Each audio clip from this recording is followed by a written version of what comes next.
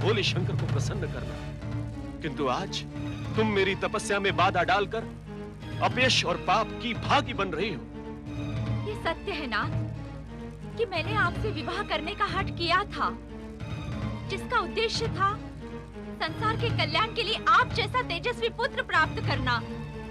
किंतु विवाह के दिन से आज तक आपने मेरे उद्देश्य का सम्मान नहीं किया, मेरी इच्छाओं को स्वीकार नहीं किया आपने।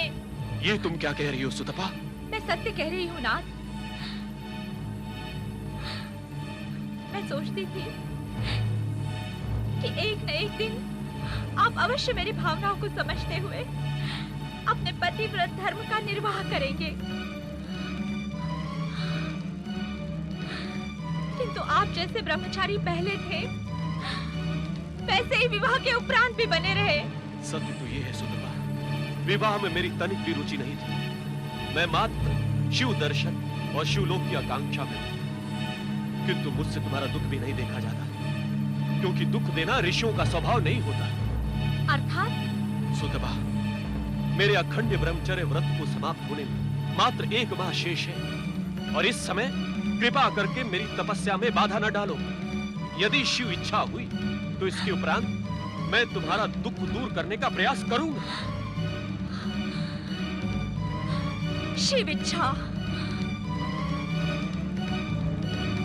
ओम नमः शिवाय, ओम नमः शिवाय।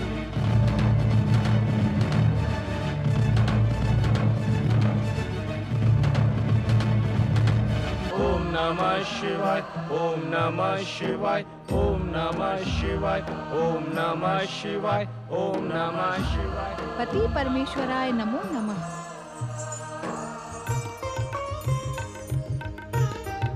आज आप मुझे इस प्रकार एक तक क्यों देख रहे हैं स्वामी? देवी, हम देख रहे हैं कि आज तुम्हारा सुंदर मुख जगदम्बा के करुणापूर्ण आभा के स्थान पर पति के प्रति उमड़ते हुए प्रेम से दमक रहा है। क्या हम इसका कारण जान सकते हैं? आप तो अंतर्यामी हैं स्वामी, मेरे मन में उठने वाले हर भाव से परिचित हैं, फिर उसे मेरे शब्दों में सुनने की लालसा क्यों? देवी, आपके शब्द सुनने के आकर्षण और लालसा में मनुष्य लोक के प्राणी सारा जीवन काट देते हैं, किंतु आपके शब्दों को सुनने का सौभाग्य किसी अत्यंत प्रिय को ही प्राप्त होता है। आप मेरे मन के भाव को जानकर परिहास कर रहे हैं? परिहास नहीं देवी, ये सत्य है, तथा आपके मन में उठने वाले भाव के अनुकूल। अर्थात देवी, आज तुम्हारे मन में उस समय की स्मृतियां जागृत हो गई जो विवाह के पश्चात हमने एकांत में रहकर एक साथ व्यतीत किया। सच तो यह है देवी कि उन सुंदर स्मृतियों का स्मरण कर हम भी कभी-कभी अपने ध्यान से विचलित हो जाते हैं।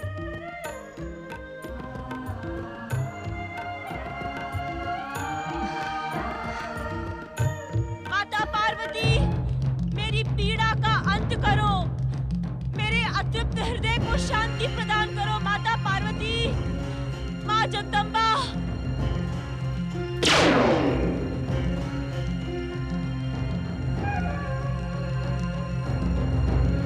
ओम ऐं ह्रीं क्लीं शक्ति माताय नमः।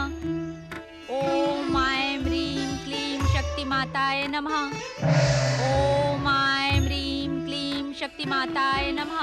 सुतपा, माता, माता,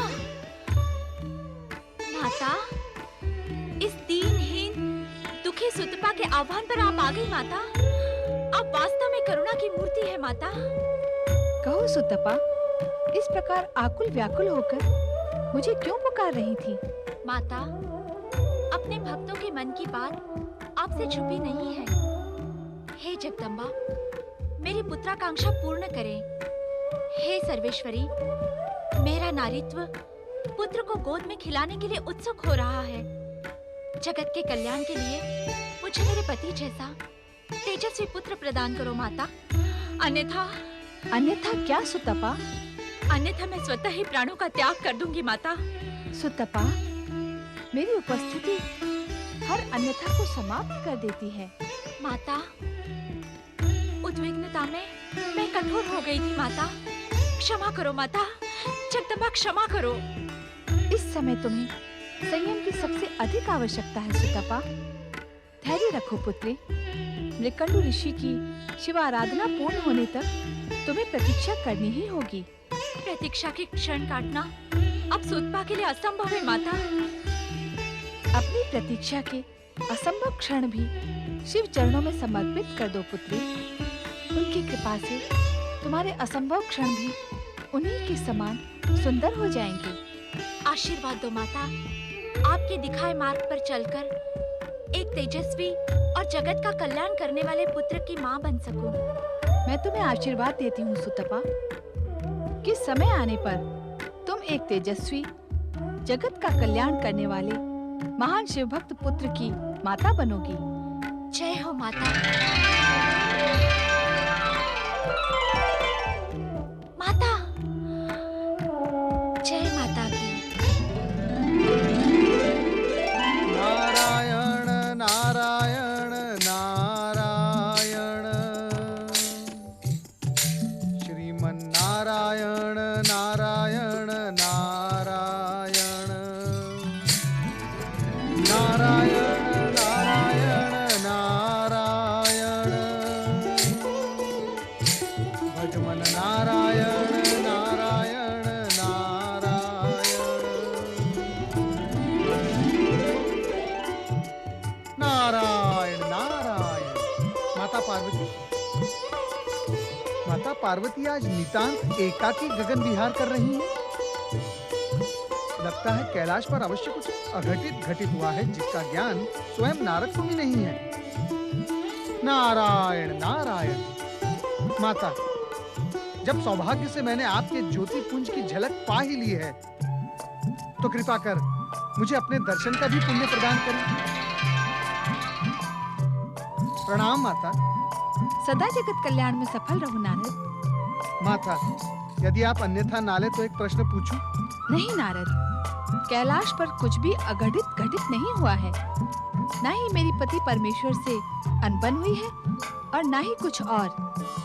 किंतु क्या तुम कैलाश पर किसी अघटित के घटने की योजना बना रहे हो? नहीं माता नहीं, मैं तो मात्र आपको एकाकी गगन विहार करते देखकर भ्रमित हो गया था, परंतु मेरा भ्रम निराधार था। अब आप एक और कृपा कर दें। कहो नारद। कृपया आप मुझे ये बताएं कि आप कैलाश से आ रही हैं या कैलाश जा रही हैं? इस समय तो मैं कैलाश जा रही हूँ, किंतु तुम यही जानने के इच्छुक हो ना कि मैं गई कहाँ थी? हाँ माता। नारद, तुम्हारी जिज्ञासा का आकार तुम्हारे व्यक्तित्व से भी बड़ा हो गया है। नारायण नारायण। माता, मैं तो इसे और भी बढ़ाने का इच्छुक हूँ। अच्छा, क्यों? ये तो इस हीन नारद की जिज्ञासा का परिणाम है माता, कि उसे जगत की महाशक्तियों के पुण्य प्रदान करने वाले दर्शन प्राप्त हो जाते हैं।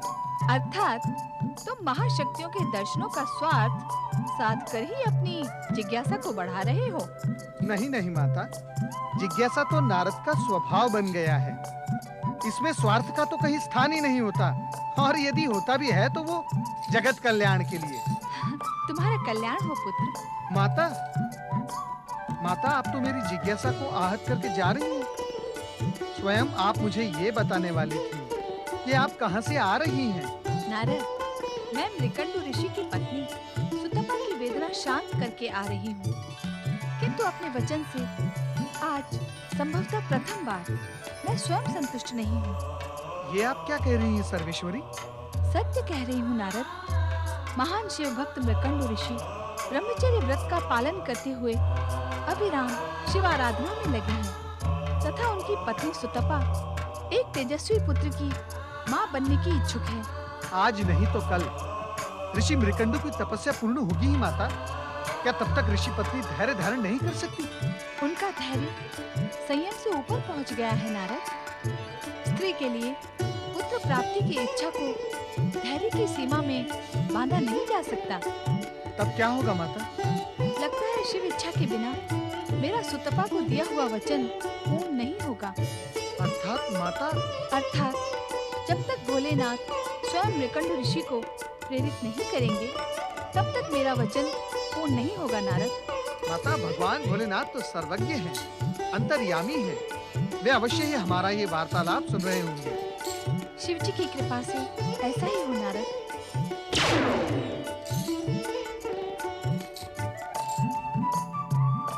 अब भगवान भोलेनाथ ऋषि मृकंड को अवश्य ही प्रेरित करेंगे। ओम नमः शिवाय। ओम नमः शिवाय। ओम नमः शिवाय। ओम नमः शिवाय। ओम नमः शिवाय। ओम नमः शिवाय। ओम नमः शिवाय। ओम नमः शिवाय। ओम नमः शिवाय। भक्त श्रेष्ठ मृकुंडू, आंखें खोल। ओम नमः शिवाय। भोलेनाथ, शिव शंकर, भोलेनाथ, जय शिव शंकर, जय शिव शंकर। भोलेनाथ, आप दया के सागर हैं। आपने मुझे दर्शन देकर मेरी तपस्या ही नहीं बल्कि मेरा जीवन सफल कर दिया है। भक्त वत्सल, मेरा तन मन आपका कृतज्ञ है। भक्त श्रेष्ठ, आपकी अनवरत तपस्या तथा अखंड व्रत के फल स्वरूप समय आने पर आप दोनों पति पत्नी को शिवलोक प्राप्त होगा। किंतु किंतु किंतु क्या भोलेनाथ? इस समय आपको अपनी तपस्या स्थगित करके अपनी पत्नी सूतपा की प्रार्थना स्वीकार करनी होगी।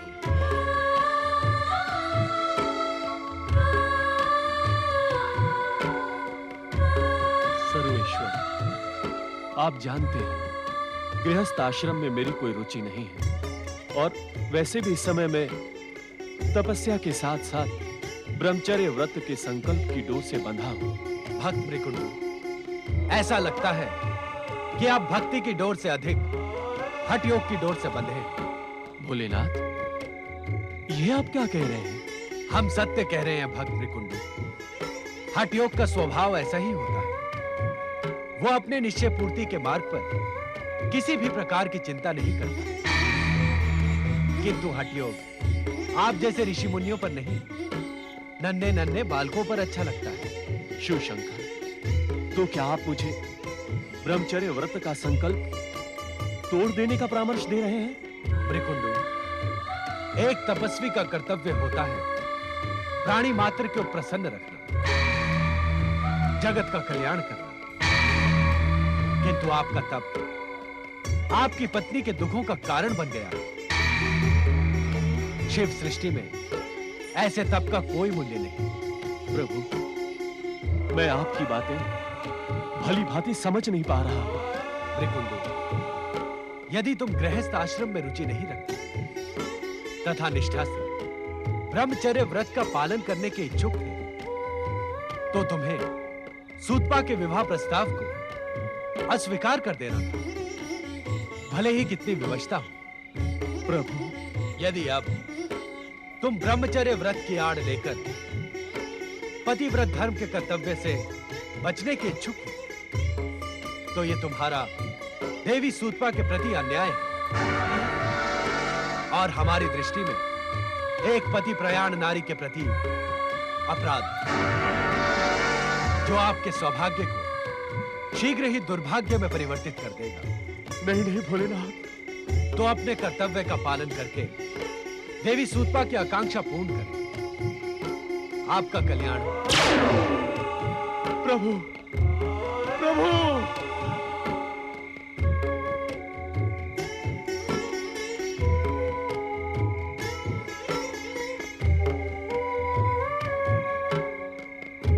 नारायण नारायण नारायण।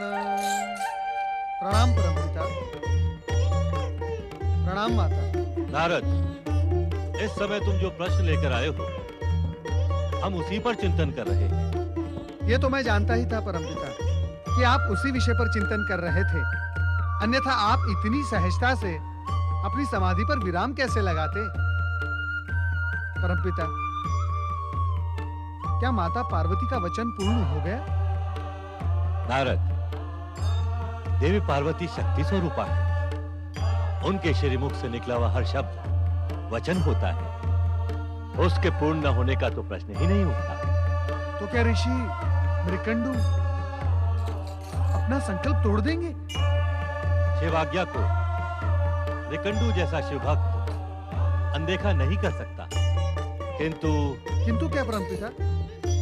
किंतु गृहस्थाश्रम के प्रति मृकंडू की अनिच्छा और देवी सुतपा के अनुताप के परिणाम स्वरूप जो पुत्र इस दंपति को प्राप्त होगा वो अल्पायु होगा। अल्पायु? हाँ देवी, उस बालक की आयु मात्र 5 वर्ष और 6 दिन की होगी। अल्पायु पुत्र पाकर उन दोनों का संताप और भी बढ़ जाएगा स्वामी। हाँ परमपिता, ऐसा पुत्र होने से तो पुत्र ना होना ही अच्छा है। नारद, मृत्युलोक में जन्म लेने वाला हर प्राणी अपने पूर्व जन्म के कर्मों से बंधा रहता है और इस बालक के जन्म में तो मृकंडू और सुतपा की वर्तमान परिस्थितियां और समस्याएं भी जुड़ गई हैं। परमपिता, ऋषि मृकंडू भगवान भोलेनाथ के परम भक्त हैं। नियंता के उन पर ऐसे तीखे प्रहार नारद स्वीकार नहीं कर पा रहा है। नारद, हम सब नियंता की नियति में बंधे हैं। परमपिता, क्या मैं उस दंपति की कुछ सहायता कर सकता हूं, यदि आप आज्ञा दें? अवश्य नारद, परंतु ये एक सावधानीपूर्ण कार्य है। क्या तुम इसे संपन्न कर सकोगे? परमपिता, शिव इच्छा से तो प्रत्येक कठिन से कठिन कार्य भी संपन्न हो जाता है। आप केवल आज्ञा दें। आपका ये मानस पुत्र प्राण देकर भी उस दुख में पड़े दंपति की सहायता करेगा। नारद, तुम्हारे मुख पर भाषा का असंयम अच्छा नहीं लगता। क्षमा माता, क्षमा। क्या मुझसे कोई अपराध हो गया है? तुम सहायता का जो उद्देश्य लेकर संकटग्रस्त मृकंडू दंपति के पास जा रहे हो, उसी संकट से हम दोनों को पीड़ित कर रहे हो। मैं कुछ समझा नहीं माता। माता पिता के समक्ष पुत्र यदि अपने प्राणों को देने की बात करे तो उन्हें पीड़ा नहीं होगी? अवश्य होगी माता, अवश्य होगी। मैं अपने शब्दों के लिए क्षमा प्रार्थी हूँ। अपने अनुष्ठान में सफल हो पुत्र। नारद, यदि तुम मृकंडू ऋषि को अल्पायु पुत्र के इस सत्य का ज्ञान करवा दोगे तो वे सावधान हो जाएंगे और भविष्य में होने वाले इस आघात का दृढ़तापूर्वक सामना कर सकेंगे। उचित है परमपिता। किंतु ध्यान रहे, गर्भवती सुतपा को यह बात कदापि ज्ञात न हो, अन्यथा इसका दुष्परिणाम गर्भस्थ बालक पर पड़ेगा। जो घटित होने वाला है उसे घटित होने दे ब्रह्मदेव। किंतु आप नारद को मृकंडू ऋषि के पास भेजकर उचित नहीं कर रहे हैं। हमारे इस आदेश में भविष्य का संकेत छुपा है देवी। मृकंडू ऋषि परम ज्ञानी और महान शिव भक्त हैं। वो संकेतों की इस भाषा को अवश्य समझेंगे। परंतु मेरे ऋषि मृकंडू के पास जाने में क्या संकेत हो सकता है? तुम्हें इस सांकेतिक भाषा को समझने के लिए भविष्य की ही प्रतीक्षा करनी होगी। तब सब कुछ वैसा ही घटित होगा जैसा उसे होना है।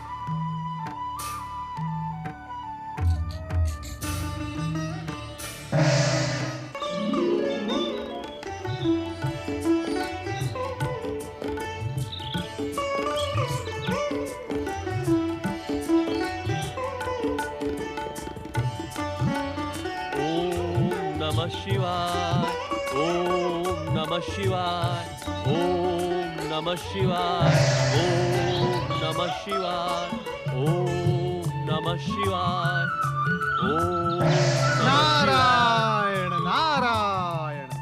देवर्षि नारद, आप यहाँ हमारे आश्रम में, हमारा जीवन धन्य हो गया। परम शिव भक्त ऋषि मृकंडू, आपकी तपस्या से, अखंड तपस्या से प्रसन्न होकर जगत की महाशक्तियां भगवान भोलेनाथ और माता पार्वती की अत्यंत कृपा आपके इस आश्रम पर छाई हुई है। मैं तो उनका अनुचर मात्र हूं। उन महाशक्तियों का अनुचर होना भी सौभाग्य की बात है देवर्षि नारद। वैसे आपकी उपस्थिति तो सदैव कल्याण और प्रसन्नता का संकेत मानी जाती है। ऋषिवर, जीवन में प्रत्येक क्षण सदैव एक सा नहीं होता। प्रसन्नता से दैदीप्य रहने वाले आपके श्रीमुख पर छाई गंभीरता आज कुछ अन्य संकेत कर रही है देवर्षि नारद।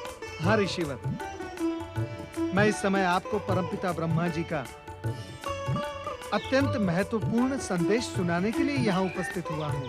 परमपिता ब्रह्मा जी का महत्वपूर्ण संदेश मेरे जैसे तुच्छ प्राणी के लिए?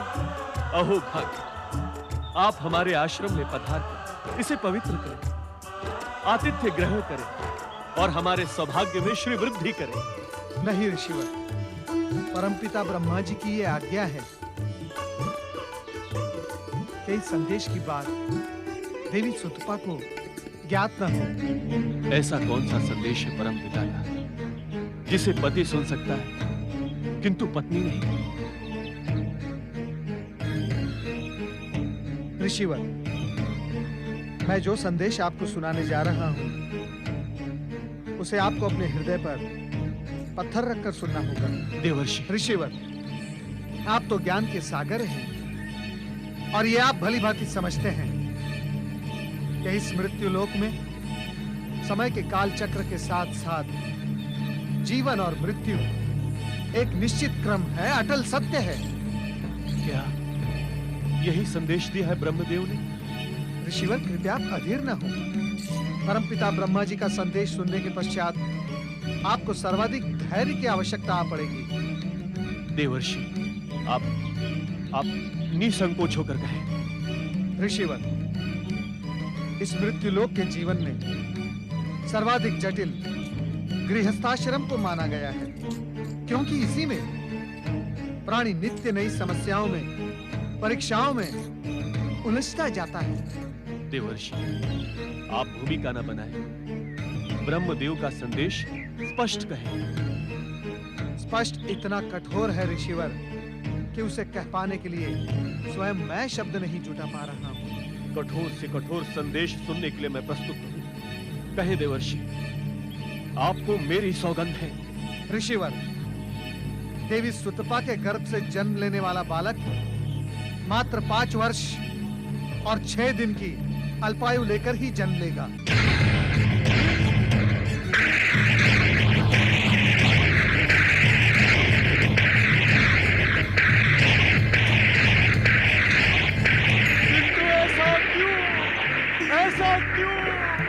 हमने ऐसा कौन सा पाप किया है जो हमें अल्पायु पुत्र प्राप्त होगा? ये विधाता का मेरे साथ अन्याय है, अन्याय, अन्याय, अन्याय। ऋषिवर, आप ज्ञानी हैं और परम शिव भक्त हैं, भला विधाता को दोष देके क्या लाभ? संकट की इस घड़ी में आप अपने आराध्य भगवान भोलेनाथ की आराधना करें। वे अवश्य आपको इस आघात को सहन करने की शक्ति प्रदान करेंगे। क्षमा करें देवर्षि, मुझे ये ब्रह्मलीला कुछ समझ में नहीं आई। ये आघातपूर्ण संदेश मुझ तक पहुंचाने का क्या लाभ मिलेगा ब्रह्मदेव को? इस संदेश से पुत्र जन्म का सारा उत्साह समाप्त हो गया, समाप्त हो गया। लगता है सुतपा के भाग्य में दुख के अतिरिक्त कुछ भी नहीं है। वो इस वज्रघात को कैसे सह पाएगी, कैसे सह पाएगी? ऋषिवर, इस बात का स्मरण रहे कि इस संदेश का ज्ञान देवी सुतपा को किसी भी मूल्य पर नहीं होना चाहिए, अन्यथा गर्भस्थ शिशु पर विपरीत प्रभाव पड़ सकता है। आपने मेरे पहले प्रश्न का उत्तर नहीं दिया। ऐसा आघातपूर्ण संदेश देने के पीछे ब्रह्मदेव का क्या उद्देश्य है? ऋषिवर, आप स्वयं कहा करते हैं कि प्रश्न के मध्य ही उत्तर छिपा रहता है। परमपिता ब्रह्मा जी के संदेश में छिपा गूढ़तम संकेत संभवतः आपको अपने प्रश्न में मिल जाए। आपका कल्याण हो।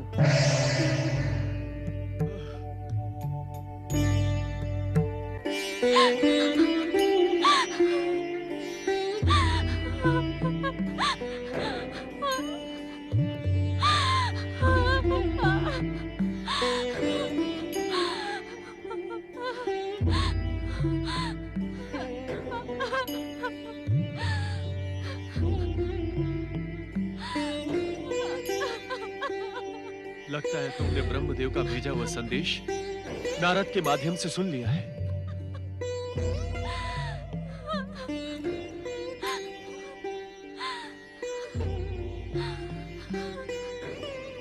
नहीं सुमुखी, नहीं। ये समय रोकर व्यर्थ व्यतीत करने का नहीं है, अपितु रो नहीं तो और क्या करूं स्वामी? संभवतः विधाता मेरे भाग्य में हंसना लिखना ही भूल गया। माता पार्वती की पूजा से मुझे पुत्र प्राप्ति का आशीर्वाद मिला। आपने भी लंबे समय तक शिव आराधना कर उन्हें प्रसन्न किया। क्या प्रसन्नता का परिणाम ये अल्पायु पुत्र है? क्या पूजा, प्रार्थना, आराधना एवं तपस्या का यही प्रतिफल मिलता है? उत्तर दे स्वामी। ये प्रश्न आपसे आपकी पत्नी सुतपा नहीं, अपितु जन्म लेने वाले बालक की माँ पूछ रही है। उत्तर दे स्वामी। यदि अब भी आपने उत्तर नहीं दिया तो भविष्य में कोई माँ, कोई पिता पुत्र प्राप्ति के लिए प्रार्थना नहीं करेगा। अपितु विधाता के इस घोर अन्याय पर उंगली उठाकर प्रश्न पूछेगा, नियंता पर आरोप लगाएगा। सुतपा, नियंता के नियमों से हम सब बंधे हैं, किंतु प्रश्न उठाने से अथवा नियंता पर आरोप लगाकर दुर्भाग्य के सिवा हमें कुछ नहीं मिलेगा। मुझे अपने पुत्र की आयु के समक्ष किसी भी दुर्भाग्य का भय नहीं है स्वामी, और जिसका दुर्भाग्य होगा वो दुर्भाग्य से भय करेगा। मेरे जीवन में तो नियंता सौभाग्य लिखना ही भूल गया। इतनी अधीर न हो सुतपा, हमें भविष्य में आने वाली विपदा को दृढ़ता पूर्वक स्वीकार करना है। जन्म लेने वाले बालक को थोड़े ही समय में अधिक से अधिक प्रसन्न रखने का प्रयास करना है। उसकी हर इच्छा को पूर्ण करना है। संभवतः विधाता की यही इच्छा है देवी। आप विधाता की इच्छा को स्वीकार करें। मैं उनके विरुद्ध संघर्ष का शंखनाद करने जा रही हूँ। मैं अपने पुत्र को कदापि अल्पायु नहीं रहने दूंगी। सुतपा, शिव आज्ञा के बाद मुझे तुम पर और तुम्हारी एकनिष्ठ भक्ति पर गर्व हुआ था। उस गर्व को खंडित न करो देवी। ये आप क्या कह रहे हैं नाथ? हाँ देवी, मैं सत्य कह रहा हूँ। आज तक विधाता से कोई नहीं लड़ पाया। होनी तो होकर रहती है ना। तो मैं क्या करूं स्वामी? जिस बच्चे की कामना में पहाड़ सा जीवन काट दिया, उसे पाकर भी नहीं स्वामी, ये असंभव है। ये घोर अत्याचार है। समझ में नहीं आता कि इतना क्रूर संदेश भेजकर ब्रह्मदेव को क्या मिला। इस संदेश के पीछे छिपे गुप्त संकेत की भाषा समझो सुतपा। गुप्त संकेत? हाँ प्रिय, पहले मैं भी तुम्हारी तरह उत्तेजित हो गया था, किंतु अब संकेत की भाषा समझ में आने लगी है। स्पष्ट कहे स्वामी, किस संकेत की बात कर रहे हैं आप? सुतपा, माता पार्वती ने स्वयं तुम्हें एक महान शिव भक्त पुत्र का आशीर्वाद दिया। स्वयं भोलेनाथ ने मुझे दर्शन देकर गृहस्थ आश्रम की प्रेरणा दी। और इससे भी महत्वपूर्ण बात यह है कि ब्रह्मदेव ने जो संदेश मात्र मेरे लिए भेजा था, तुम्हारे कानों तक पहुंच गया। हाँ, मैंने देवर्षि नारद को ये कहते हुए स्वयं सुना था।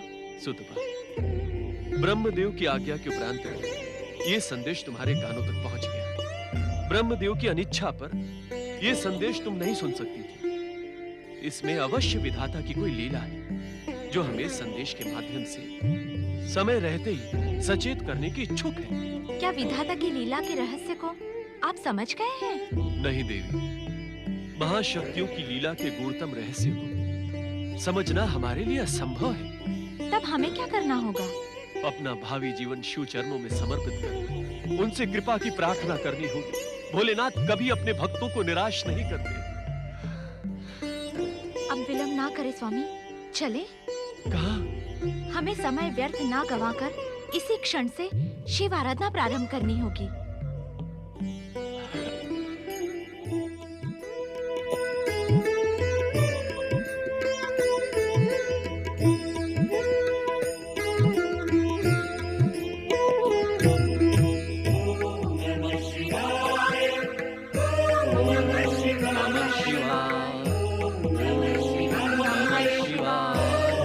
शिव आराधना का अर्थ है सत्य के मार्ग पर शिव की प्रेरणा से सुंदरता की प्राप्ति, क्योंकि सत्यम शिवम सुंदरम शिव का ही तो स्वरूप है। ये मुझसे अधिक कौन जान सकता है, क्योंकि मैं तो ओंकार हूं, शिव की वाणी मैं ही तो हूं। अपने आप को शिव इच्छा के अधीन करके निश्चित समय पर मृकंडु दंपति ने पुत्र रत्न प्राप्त किया। मृकंडु के इस पुत्र का नाम मार्कंडेय होना स्वाभाविक ही था। बाल लीलाओं में प्रसन्नता और आनंद के 5 वर्ष कैसे व्यतीत हो गए, कुछ पता ही नहीं चला। अब मार्कंडेय के जीवन के केवल 6 दिन शेष थे। क्या मार्कंडेय केवल 6 दिन ही जीवित रहेगा? क्या उसकी जीवन की डोर टूट जाएगी? क्या उसका अल्पायु रहस्य केवल रहस्य ही रह जाएगा? इसका उत्तर तो केवल सर्वेश्वर महेश्वर शिव शंकर को ही ज्ञात है।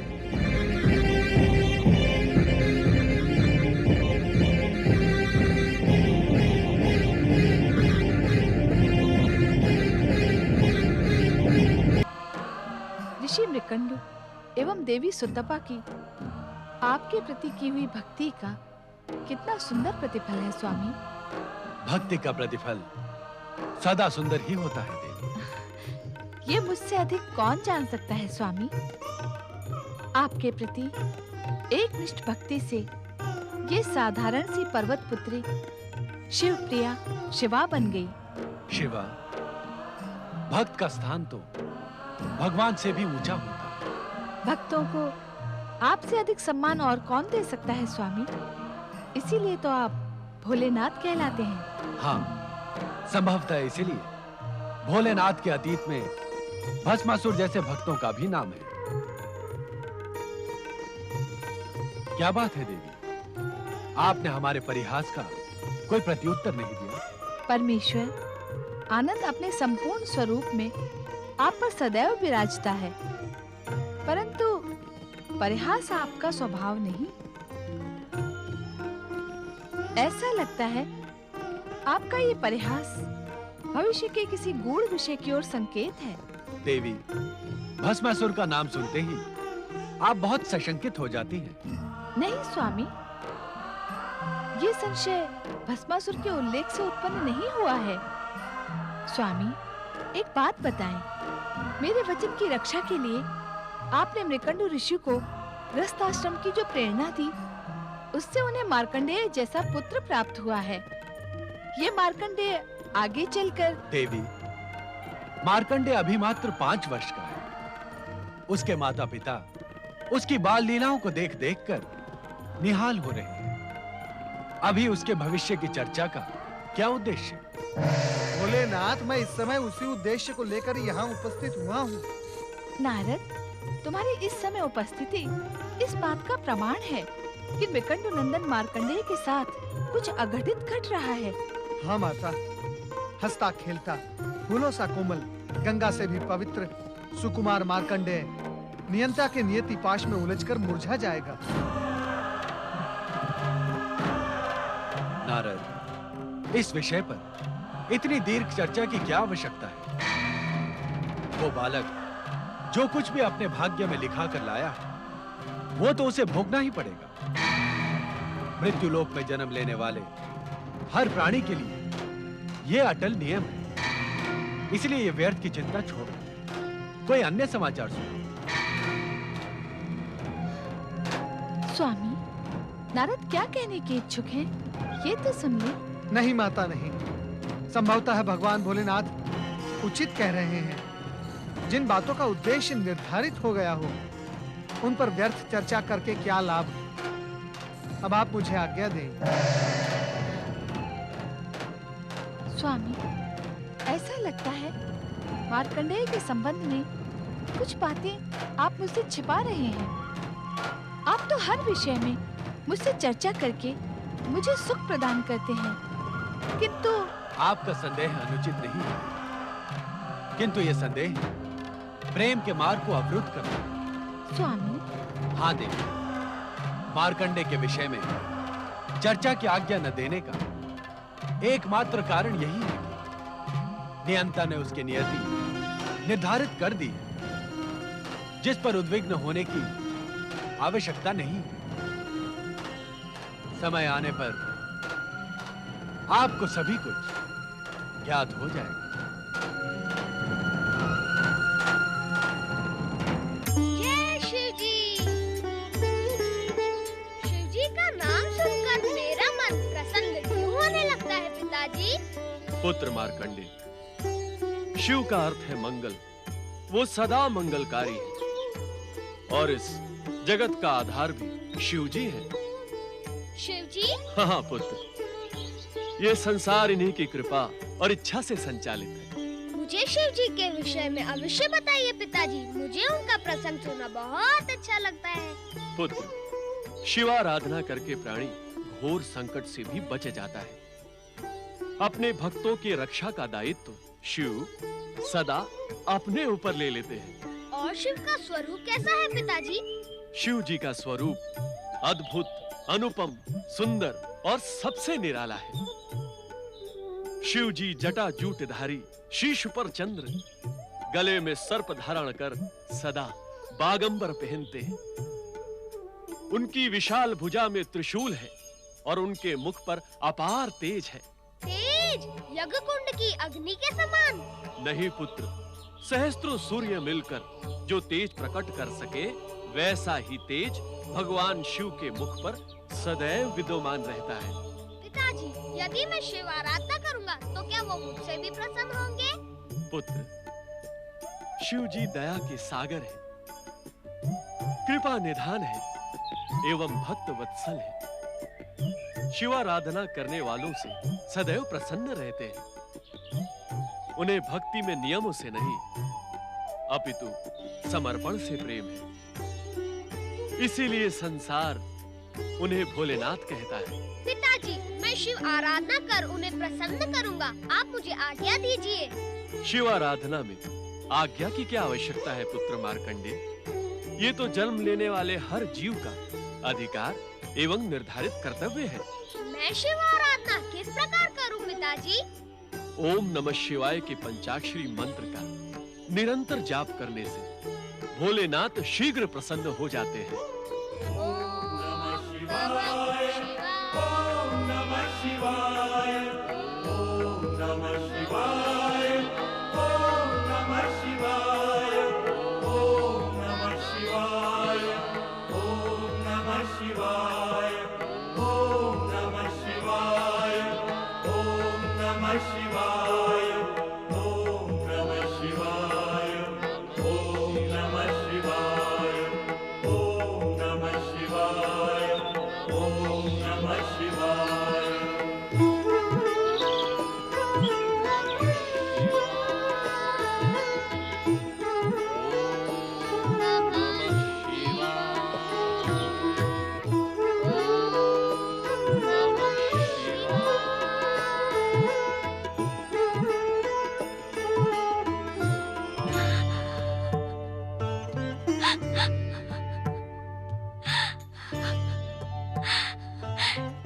ये आपकी कैसी लीला है माता पार्वती। आपकी कृपा व आशीर्वाद से मुझे मार्कंडेय मिला।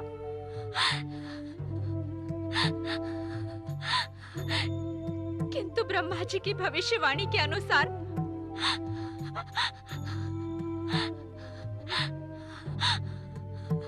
आज उसकी आयु का अंतिम दिन है। मैं उसका वियोग नहीं सह पाऊंगी। मेरे पुत्र पर कोई संकट आए उससे पहले ही मैं अपने प्राण त्याग दूंगी।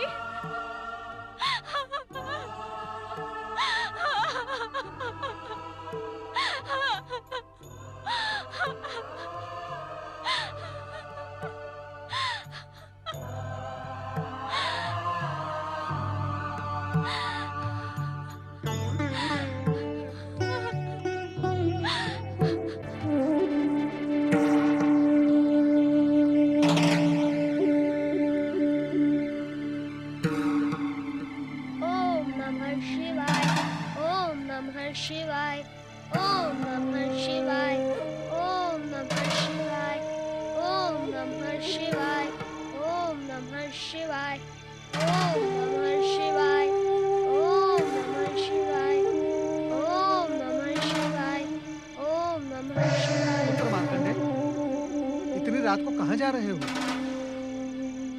ओम नमः शिवाय, ओम नमः शिवाय, ओम नमः शिवाय, ओम नमः शिवाय, ओम नमः शिवाय। पुत्र मार्कंडेय, शिवाय। क्या तुम्हें इस भयानक वन प्रदेश के हिंसक पशुओं का तनिक भी भय नहीं लगता? ओम नमः शिवाय, ओम नमः शिवाय, ओम नमः शिवाय, वत्स, ओम नमः शिवाय। वत्स, क्या तुम्हें अपनी अल्पायु के विषय में कुछ पता है? क्या इसी भय से तुम अपने माता पिता और आश्रम को त्याग कर जा रहे हो? आप कौन हैं तात? और मेरी मृत्यु के विषय में आप कैसे जानते हैं? क्योंकि ये दुखद समाचार मैंने ही तुम्हारे पिता ऋषि मृकंडु को सुनाया था और इसी कारणवश मैं आज तुम्हारे सम्मुख प्रकट हुआ हूँ। अपनी अल्पायु का रहस्य तो मैं जानता हूँ तात। आपके यहाँ आने का क्या यही उद्देश्य है? नहीं पुत्र, नहीं। मैं तो केवल तुम्हें ये बताने का इच्छुक हूँ कि भगवान भोलेनाथ की निष्ठा पूर्वक आराधना करने से संसार का बड़े से बड़ा दुख भी दूर हो जाता है। यह मैं भली बात से जानता हूँ तात। इस समय मैं उन्हीं की आराधना करने जा रहा हूँ, किंतु संभवतः आप ये रहस्य नहीं जानते। ये तुम क्या कह रहे हो पुत्र? सत्य कह रहा हूँ। अपनी बात को स्पष्ट कहो पुत्र। तात, यदि आप ये रहस्य जानते होते तो मुझसे ये प्रश्न कदापि न पूछते कि तुम्हें इस भयानक वन प्रदेश के हिंसक जंगली पशुओं से भय नहीं लगता? ये तो स्वाभाविक प्रश्न है पुत्र। नहीं तात, नहीं। शिव आराधना करने वालों को जंगली पशु तो क्या, काल से भी भय नहीं लगता। धन्य है तुम्हें तुम्हारे पिता ऋषि मृकंडु का दिया हुआ ज्ञान। धन्य है पुत्र, मैं तुमसे पराजित हुआ। मैं तुम्हारी सहायता करने का इच्छुक हूँ। इस समय मुझे सहायता की नहीं, सहानुभूति की आवश्यकता है तात। सहानुभूति? हाँ तात, मैं नहीं जानता कि आप कौन हैं, किंतु यदि मेरे प्रति तनिक भी सहानुभूति है तो मेरे विषय में मेरी माँ और पिताजी को कुछ न बताना। प्रणाम। ओम नमः शिवाय, ओम नमः शिवाय, ओम नमः शिवाय, ओम नमः शिवाय। धन्य है तुम्हारी अपने माता पिता के प्रति भक्ति और धन्य है तुम्हारी भगवान भोलेनाथ के प्रति निष्ठा। अब तुम्हारी अल्पायु और मृत्यु के काल का संघर्ष बहुत ही रोचक होगा। नारायण नारायण। भोलेनाथ, आपसे अधिक चमत्कारी इस संसार में दूसरा कोई नहीं है। भोलेनाथ कुछ ऐसा चमत्कार करें कि आने वाले कल का सूर्योदय बालक मार्कंडेय के जीवन में आपकी भक्ति का नया प्रकाश लेकर आए। नारायण नारायण। धर्मराज यमदेव की जय हो, जय हो, जय हो। कहो चित्रगुप्त, आपकी लेखा बही किसके प्राण हरने का संदेश देती है? ये संदेश महाक्रूर है धर्मराज। महाक्रूर? हाँ धर्मराज। महान शिव भक्त मृकंड पुत्र मार्कंडेय के जीवन का अंतिम समय आ पहुंचा है। मृत्यु प्राणी लोक का सबसे बड़ा सत्य है चित्रगुप्त। इसीलिए उसे मृत्यु लोक अथवा यमलोक कहते हैं। और हम यमराज हैं। यम अर्थात नियम, नियम का पालन अर्थात प्राणों का हरना। प्राण हरना हमारा कर्तव्य है। कर्तव्य में भावनाओं की नहीं, पुरुषार्थ की आवश्यकता होती है। जानता हूँ यमदेव, आप मार्कंडेय के प्राण हर लाने का प्रबंध करें। उचित है। यमदूतों, महाराज यमदेव की जय हो। पृथ्वी लोक जाओ, त्रिकंडु पुत्र मार्कंडेय के प्राण लेकर अविलंब यमलोक लौटो। जो आज्ञा स्वामी।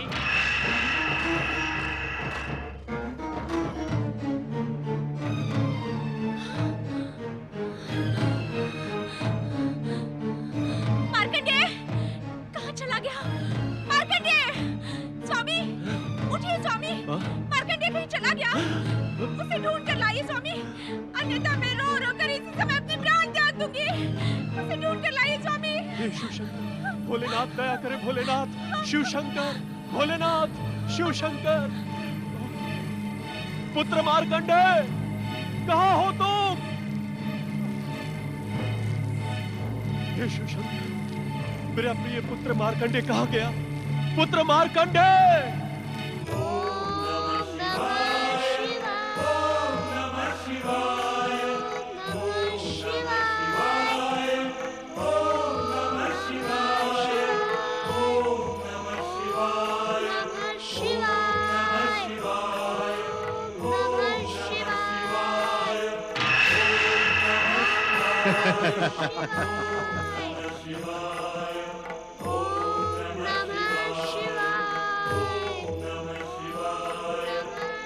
यही है वो बालक मार्कंडे।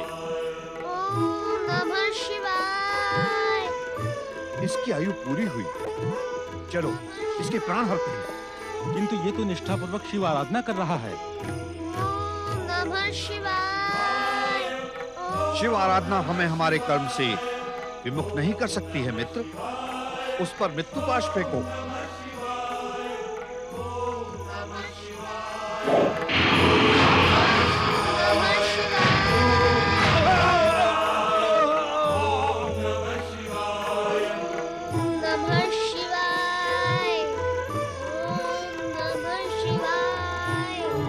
पार्वती, हे शक्ति स्वरूपा माता पार्वती, मेरे पुत्र की रक्षा करो माता, मेरे पुत्र की रक्षा करो। आपके आशीर्वाद से जन्मे मेरे पुत्र मार्कंडेय का जीवन संकट में है माता, उसकी रक्षा करो माता, मेरे पुत्र की रक्षा करो, मेरे पुत्र का कल्याण करो मातेश्वरी। हे जगदम्बा, अपने आशीर्वाद की रक्षा करो माता। हे माता पार्वती, हे शक्ति स्वरूपा माता पार्वती, मेरे पुत्र की रक्षा करो माता, करुणा की मूर्ति माता पार्वती। हे जगदम्बा, मेरे पुत्र की रक्षा करो। सुतपा, निश्चिंत रहो, मैं आ रही हूँ। मुझे जाने की आज्ञा दीजिए स्वामी।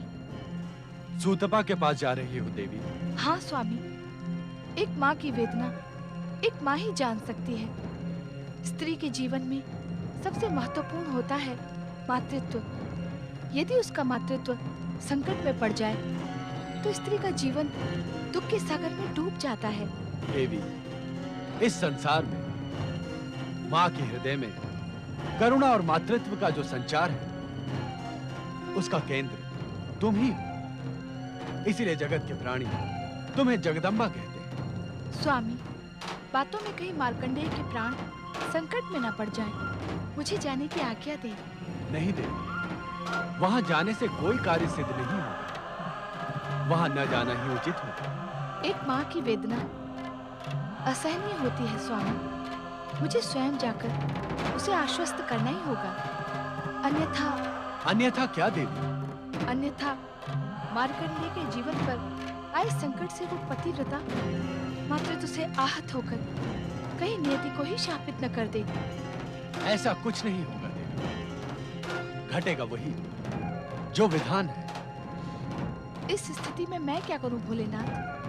सुतपा की व्यथा से मैं स्वयं बहुत चिंतित हूँ। मृकुंडु दंपति तथा मार्कंडेय की चिंता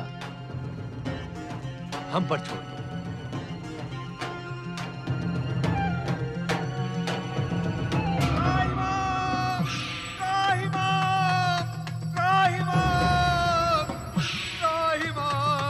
रक्षा करो दर्शन, रक्षा करो।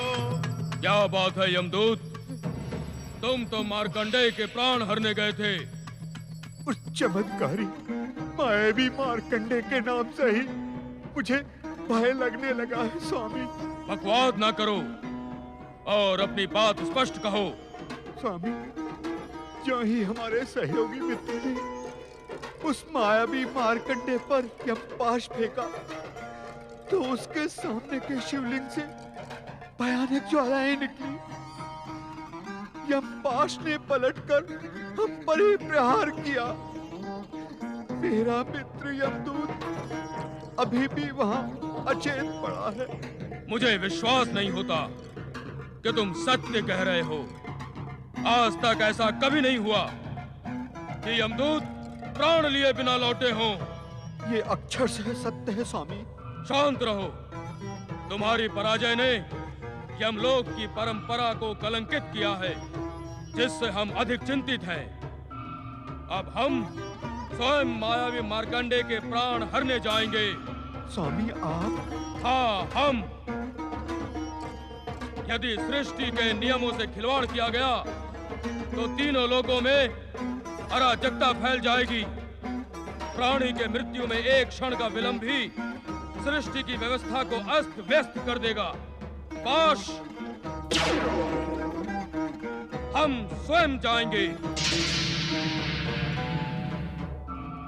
चित्रगुप्त जी, मुझे विश्वास नहीं होता कि स्वयं यमदेव भी उस मायावी चमत्कारी मार्कंडे के प्राण हर पाएंगे।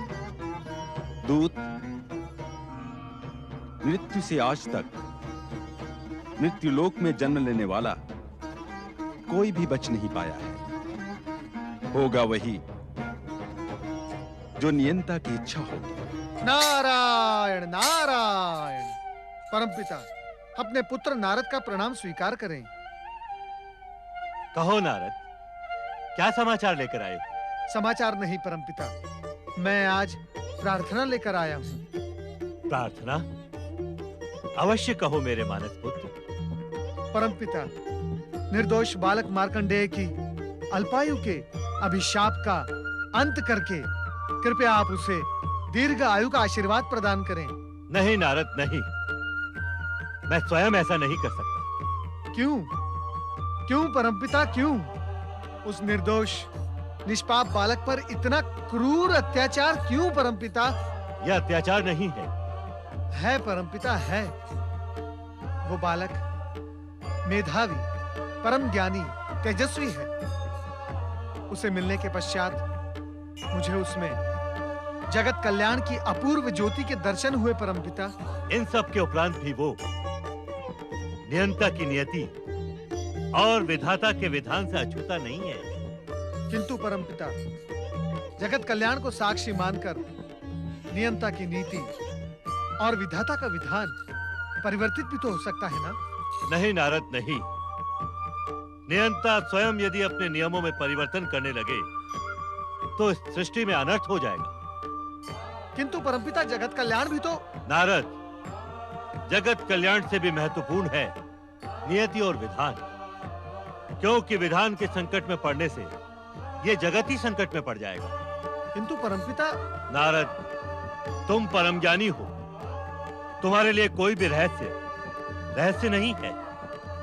मार्कंडेय के अल्पायु उसके पूर्व जन्म के कर्मों एवं उसके पिता विकंडू की उसे जन्म देने की अनिच्छा का परिणाम है। इसलिए उसके माता पिता को पुत्र वियोग अवश्यंभावी है। क्या बालक मार्कंडेय की जीवन रक्षा का कोई भी मार्ग शेष नहीं है परमपिता? हम ऐसा भी नहीं कहते नारद। भगवान शिव की सृष्टि में सब कुछ उनकी इच्छा पर ही निर्भर है। सृष्टि का हर मार्ग शिव इच्छा से ही संचालित होता है। नहीं परमपिता, नहीं। स्वयं भगवान भोलेनाथ ने मार्कंडेय की जीवन रक्षा का मार्ग अवरुद्ध किया है। ये तुम क्या कह रहे हो नारद? तुमसे उनकी लीला समझने में अवश्य कोई भूल हुई है। नहीं परमपिता, नहीं। भूल का तो कोई प्रश्न ही नहीं उठता। स्वयं भगवान भोलेनाथ ने बालक मार्कंडेय की चर्चा करने पर मुझे यह आदेश देकर कहा था कि बालक मार्कंडेय की नियति निर्धारित हो गई है। अब उस पर व्यर्थ चर्चा करने का क्या प्रयोजन है? नारद, जिस प्रकार भगवान शिव अनंत हैं, उसी प्रकार उनकी प्रत्येक लीला भी अनंत है। उसे समझ लेना हर एक के वश में नहीं होता। तो मैं क्या करूं परमपिता, मैं क्या करूं? मैं किसी भी मूल्य पर बालक मार्कंडेय की प्राण रक्षा करना अपना कर्तव्य समझता हूं, आवश्यक समझता हूं। शिव आराधना करो पुत्र। वो जो भी करेंगे उसमें अंततः जगत का कल्याण छुपा ही होगा। ओम नमः शिवाय। ओम नमः शिवाय। ओम नमः शिवाय।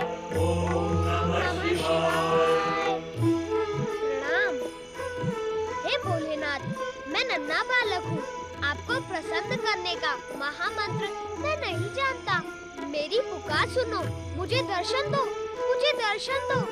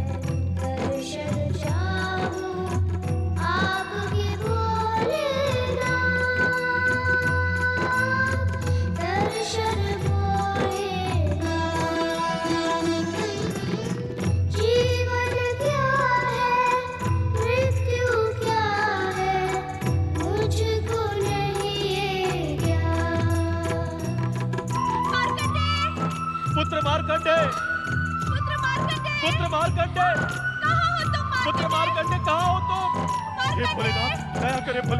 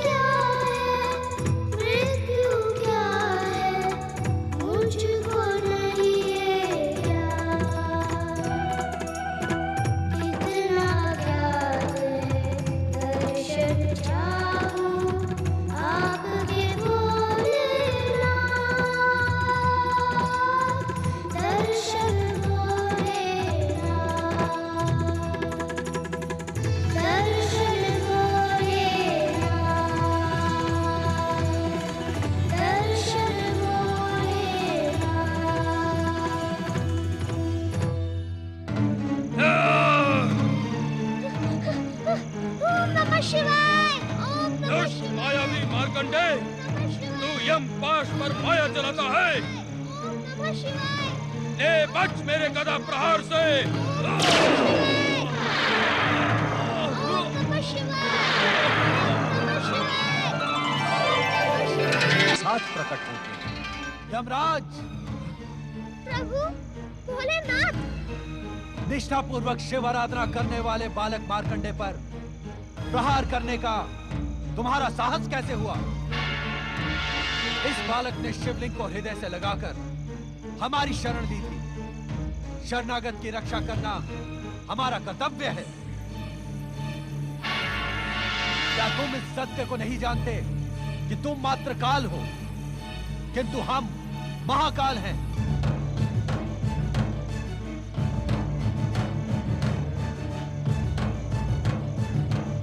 हमारी निष्ठा और भक्ति की चरम सीमा पर पहुंचा ये बालक मार्कंडे शिव कृपा से अवध्य हो गया है।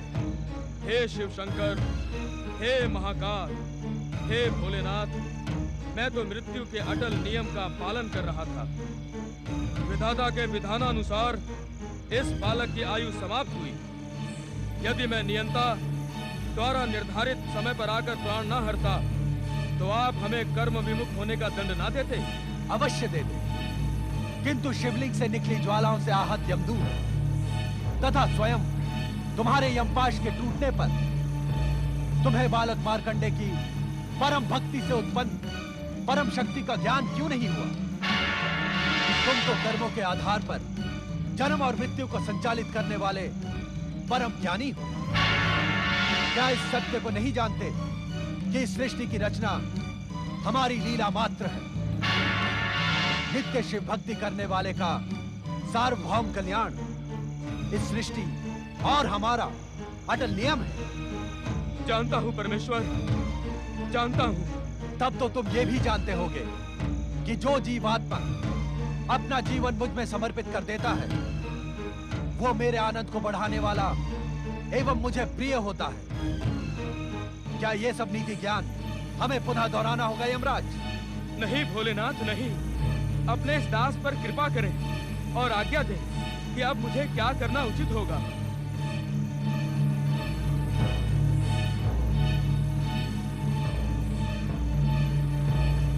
यमराज, मार्कंडे के माता पिता के पुण्य प्रभाव एवं जन्म से ही शिव निष्ठा के कारण अब यह बालक अल्पायु रहा ही नहीं। इसकी अल्पायु का अभिशाप समाप्त हो गया। किंतु विधाता के विधान के अनुसार इसकी अल्पायु स्पष्ट है भोलेनाथ। किंतु उसी विधान में यह भी स्पष्ट लिखा है कि अल्पायु पूर्ण होने पर आप इसके प्राण हरने आएंगे। उसी समय हम दोनों उपस्थित होकर न केवल इसके अभिशाप को समाप्त कर इसे दीर्घायु प्रदान करेंगे, अपितु इसे अमरता का वरदान भी देंगे। किंतु चित्रगुप्त के आलेख में आपके मृत्यु लेखाकार चित्रगुप्त ने मार्कंडे के अल्पायु होने का विवरण तो अपने पृष्ठों में लिख दिया, किंतु हम दोनों के आगमन की बात लिखना वो भूल गया। ये भूल अक्षम्य अपराध है यमदेव। अब मेरे लिए क्या आज्ञा है स्वामी? अब आप यमलोक लौट जाएं तथा वहां की व्यवस्था नियंत्रित करें। आपके आलेखों में त्रुटि सृष्टि के अनर्थ का कारण बन सकती है। हमें विश्वास है कि भविष्य में कभी आप कर्म विमुख नहीं होंगे। इस उद्दंडता के लिए मुझे क्षमा करें भोलेनाथ। भविष्य में ऐसा कभी नहीं होगा। प्रणाम भोलेनाथ। प्रणाम माता पार्वती। प्रणाम परम शिव भक्त मार्कंडे।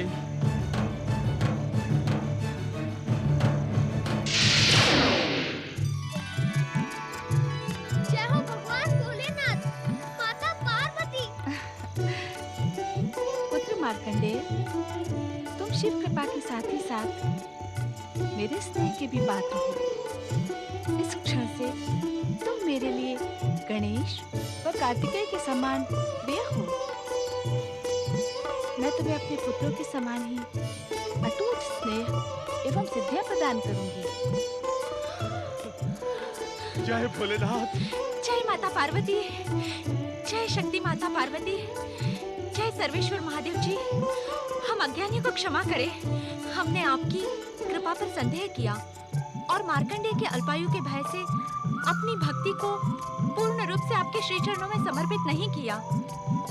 कृपा निधान, आपकी कृपा अपरंपार है। आप तो दया के सागर हैं। आपकी भक्ति असंभव को भी संभव बनाने में सक्षम है। जो एक बार निष्ठा पूर्वक आपके श्री चरणों में समर्पित हो जाता है, उसे संसार की समस्त चिंताएं आप पर ही छोड़ देनी होती है। परंतु हमने ऐसा नहीं किया भोलेनाथ। हमें क्षमा करे भोलेनाथ, हमें क्षमा करे। पुत्र के लिए चिंता करना माता पिता का स्वाभाविक कर्तव्य है, किंतु हमारे यहाँ प्रकट होने का कारण आपकी चिंता दूर करना नहीं, अपितु मार्कंडेय की अविचल शिव भक्ति है। मार्कंडेय का नाम शिव भक्तों में उसकी अमरता के समान ही अमर हो गया है।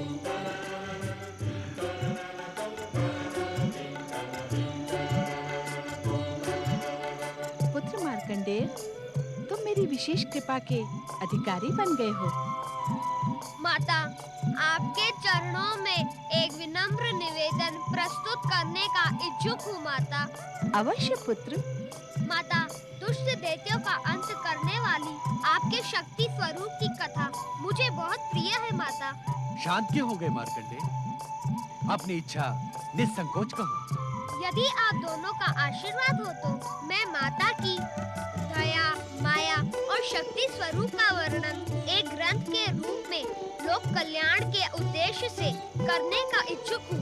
तुम्हारी कल्पना एवं इच्छा अत्यंत सुंदर है पुत्र मार्कंडेय। इसे साकार करने के लिए हम तुम्हें आशीर्वाद देते हैं कि तुम्हारे द्वारा रचित ग्रंथ न केवल मार्कंडेय पुराण के रूप में जगत विख्यात होगा, अपितु आने वाले भविष्य में शक्ति स्वरूपा दुर्गा के भक्तों की भक्ति एवं प्रेरणा का स्रोत बनेगा।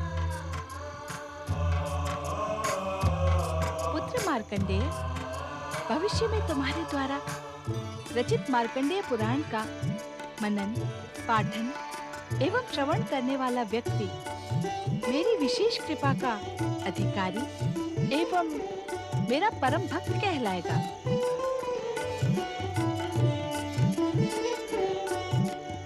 इतना ही नहीं पुत्र, मार्कंडेय पुराण का प्रत्येक श्लोक पापी से पापी व्यक्ति को पाप मुक्त कराने वाला, शिव कृपा एवं कैलाश लोक प्राप्त कराने में सक्षम होगा।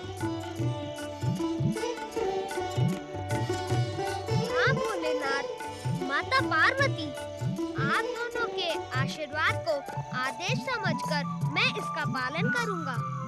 तुम अपने प्रत्येक अनुष्ठान में सफल हो पुत्र। भगवान भोलेनाथ एवं माता पार्वती की जय।